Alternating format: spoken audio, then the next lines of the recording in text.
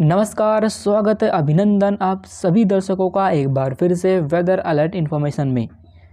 इस वीडियो में हम बात करेंगे बंगाल की खाड़ी में बनने वाले स्ट्रॉन्ग साइक्लोन के बारे में और साथ ही देश में अगले 3 दिनों के दौरान कैसा मौसम रहने वाला है। इन सभी पर होगी हमारी नज़र, तो बने रहिए वीडियो के एंड तक। सबसे पहले हम आपको बता दें कि बंगाल की खाड़ी में अब तक 3 साइक्लोन बन चुके हैं, पर लेकिन अभी भी बंगाल की खाड़ी काफ़ी ज़्यादा प्रभावी है और आने वाले दिनों में आपको एक काफ़ी स्ट्रॉन्ग साइक्लोन देखने को मिल सकता है। 29 नवंबर के आसपास बंगाल की खाड़ी में अंडमान सागर के पास एक निम्न दबाव का क्षेत्र विकसित होगा, जो कि काफ़ी तेज़ी के साथ प्रभावी होकर डिप्रेशन, उसके बाद डीप डिप्रेशन और उसके बाद जल्द ही साइक्लोन की कैटेगरी में पहुंच जाएगा। क्योंकि जिस जगह ये सिस्टम मौजूद है वहाँ पर समुद्र की सतह का तापमान काफ़ी अधिक है और साथ ही अपर लेवल पर जो हवाएं चलती है वो भी काफ़ी कम है, जिसकी वजह से ये काफ़ी तेज़ी के साथ प्रभावी होगा और साइक्लोन के रूप में बदल जाएगा। इसका ट्रैक के बारे में अभी जो जानकारी मिली है उसके मुताबिक इसके शुरुआत में उत्तर पश्चिम दिशा में आगे बढ़ने की संभावना है, उसके बाद इसके रिकर्व करके बांग्लादेश और जो पूर्वोत्तर भारत का हिस्सा है इन भागों की तरफ जा सकता है। अभी ऐसा नहीं है कि इसका ट्रैक यही रहने वाला है, पर लेकिन कुछ मॉडल ऐसा इंडिकेशन कर रहे हैं कि इसकी ट्रैक में थोड़ा चेंजेस हो सकता है। अगर इसके ट्रैक में चेंजेस होता है और ये उड़ीसा और पश्चिम बंगाल की तरफ जाता है तो उसके प्रभाव की वजह से उड़ीसा और पश्चिम बंगाल पर कई स्थानों पर भीषण तबाही हो सकती है। पर फिलहाल अभी इसका ट्रैक बांग्लादेश और पूर्वोत्तर भारत की तरफ जाने की संभावना हमें दिखाई दे रही है। 30 नवंबर के आसपास ये सिस्टम काफ़ी प्रभावी हो जाएगा, क्योंकि आप देख सकते हैं कि बंगाल की खाड़ी का जो मॉइस्चर है वो सभी मॉइस्चर इसके चारों तरफ घूम रहा है, जिसकी वजह से इसके लगातार प्रभावी होने की संभावना दिखाई दे रही है। 1 दिसंबर के आसपास इस सिस्टम के काफ़ी प्रभावी होकर एक्सट्रीमली सीवियर साइक्लोनिक स्टॉर्म या फिर सुपर साइक्लोनिक स्टॉर्म के रूप में बदलने की संभावना बनी हुई है। अगर ये साइक्लोन इसी तरीके से प्रभावी होता रहा तो इसके सुपर साइक्लोन के रूप में भी बदलने की संभावना हमें दिखाई दे रही है। भले ही अभी ये सिस्टम उड़ीसा और पश्चिम बंगाल के हिस्सों को हिट ना करे, पर लेकिन फिर भी इसके प्रभाव की वजह से आंध्र प्रदेश, उड़ीसा, पश्चिम बंगाल और जो बिहार के हिस्से हैं इन भागों पर काफ़ी तेज़ बारिश देखने को मिलेगी और साथ ही इन भागों पर 50 से 60 किलोमीटर प्रति घंटा की रफ्तार से तूफ़ानी हवाएं चलेंगी। यानी अगर ये सिस्टम सीधे तौर पर लैंडफॉल करता तो आप जान सकते थे कि इसकी वजह से कितनी ही तबाही हो सकती थी। पर लेकिन अभी फ़िलहाल इसके ट्रैक में चेंज होने की संभावना बेहद कम है। पर हमने आपको हर वीडियो में बताया है जो 10 दिन का फोरकास्ट होता है उसमें लगातार चेंजेस होते रहते हैं और अगले 3 से 4 दिनों का जो फोरकास्ट होता है उसमें चेंजेस होने की संभावना ना के बराबर रहती है। अगर इस साइक्लोन के ट्रैक में चेंजेस आता है और ये अपना ट्रैक बदलकर उड़ीसा और पश्चिम बंगाल के हिस्सों पर जाता है तो इसकी वजह से ना सिर्फ उड़ीसा और पश्चिम बंगाल में बल्कि छत्तीसगढ़ और मध्य प्रदेश तक इसकी वजह से काफ़ी व्यापक बारिश देखने को मिलेगी। पर फिलहाल अभी इसके ट्रैक में चेंजेस आने की संभावना बेहद ही कम है। अगर चेंजेस आता है तो उसके बारे में हम आपको लगातार अपडेट करते रहेंगे।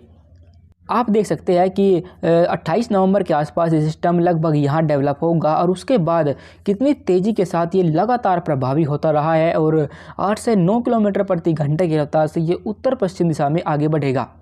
उसके बाद उड़ीसा और इसके आसपास के हिस्सों से ये रिकवर करेगा और यहाँ से लगभग 9 किलोमीटर प्रति घंटा की रफ्तार से ये पूर्वोत्तर भारत और बांग्लादेश की तरफ मुड़ जाएगा। इसके बाद हम आगे बढ़ते हैं और मॉइस्चर एक्यूमुलेशन देखते हैं, जिसमें आप देख सकते हैं कि जो बारिश की गतिविधियां हैं वे गुजरात और राजस्थान के हिस्से और साथ ही महाराष्ट्र के हिस्सों पर दिखाई दे रही है। पर लेकिन जहां पर ये साइक्लोन डेवलप होगा अंडमान सागर के पास, यहाँ पर काफ़ी मात्रा में मॉइस्चर दिखाई दे रहा है और ये मॉइस्चर उसी सिस्टम यानी उस साइक्लोन के साथ धीरे धीरे उत्तर पश्चिम दिशा में और उसके बाद उत्तर पूर्व दिशा में आगे बढ़ता हुआ नज़र आ रहा है। इस सिस्टम की वजह से जो बारिश रहेगी वो पूर्वोत्तर भारत और बांग्लादेश के हिस्सों पर काफ़ी व्यापक होगी और यहाँ पर मूसलाधार बारिश के साथ भीषण तूफ़ानी हवाएं चलेंगी, जिसकी वजह से यहाँ जनजीवन प्रभावित हो सकता है। इसके बाद हम आगे बढ़ते हैं और अगले 3 दिनों के देश के मौसम पर नज़र डालते हैं। 25 नवंबर के आसपास आप देख सकते हैं कि उत्तर भारत पर कोई भी WD नहीं है, जिसकी वजह से जम्मू कश्मीर, हिमाचल प्रदेश, उत्तराखंड, पंजाब, हरियाणा, दिल्ली, उत्तर प्रदेश और राजस्थान इन तमाम भागों पर मौसम बिल्कुल साफ़ रहने की संभावना हमें दिखाई दे रही है। जबकि इससे आगे बढ़े और दक्षिण भारत के हिस्सों पर आए तो आप देख सकते हैं कि यहाँ पर एक ट्रफ लाइन बनी हुई है जो कि लगभग इस जगह बनी हुई है, जिसके प्रभाव की वजह से जो मॉइस्चर का फ्लो रहेगा वो बंगाल की खाड़ी से इस तरीके से पहुँच रहा है, जिसकी वजह से मध्य महाराष्ट्र, विदर्भ, तटीय कर्नाटक, आंतरिक कर्नाटक, तमिलनाडु और गोवा इन सभी भागों पर बारिश देखने को मिलेगी। बारिश धीरे धीरे आगे की तरफ बढ़ेगी और आपको 26 से 27 नवंबर के आसपास गुजरात, राजस्थान के हिस्सों पर भी देखने को मिलेगी। जबकि अंडमान सागर पर आए तो यहाँ पर कोई भी खास वेदर एक्टिविटी नहीं होगी और हल्की बारिश होने के आसार है। पूर्वोत्तर भारत पर भी मौसम साफ रहेगा और एक दो स्थानों पर बारिश हो सकती है। इसके बाद आगे बढ़े और 26 नवंबर के मौसम को देखें। 26 नवंबर को एक कमज़ोर WD है जो पाकिस्तान और उससे सटे जम्मू कश्मीर के हिस्सों पर दिखाई दे रहा है। इसके प्रभाव की वजह से जम्मू कश्मीर के हिस्सों पर तो कहीं कहीं हल्की बारिश या बर्फबारी होगी, जबकि हिमाचल प्रदेश और उत्तराखंड पर मौसम बिल्कुल साफ़ ही बना रहेगा। पंजाब, हरियाणा, दिल्ली, उत्तर प्रदेश और राजस्थान पर मौसम बिल्कुल साफ़ रहेगा। पर लेकिन पश्चिम राजस्थान के दक्षिणी हिस्से आते हैं गुजरात से सटे हुए, इन भागों पर आपको मॉइस्चर दिखाई देने लगा है और यहाँ पर कुछ बारिश 26 नवंबर को देखने को मिल सकती है। बारिश का दायरा और स्प्रेड धीरे धीरे बढ़ जाएगा और 27 नवंबर के आसपास इन भागों पर भारी बारिश होने की संभावना बनी हुई है। इसी ट्रफ लाइन के प्रभाव की वजह से मुंबई सहित महाराष्ट्र, विदर्भ और जो तटीय कर्नाटक, आंतरिक कर्नाटक, तमिलनाडु और केरल इन भागों पर कई स्थानों पर बारिश होगी, जबकि जो आंध्र प्रदेश के हिस्से हैं इन भागों पर भी एक दो स्थानों पर बारिश हो सकती है। एक एंटी साइक्लोन है जो इस समय छत्तीसगढ़ के हिस्सों पर बना हुआ है, जिसकी वजह से बिहार और पूर्वी उत्तर प्रदेश, झारखंड, पश्चिम बंगाल इन सभी भागों पर मौसम साफ रहेगा। पर लेकिन ये जो एंटी साइक्लोन बना हुआ है इसी के प्रभाव से जो मॉइस्चर है वो इस ट्रफ लाइन की तरफ पहुंच रहा है, इसी वजह से इन भागों पर बारिश होगी।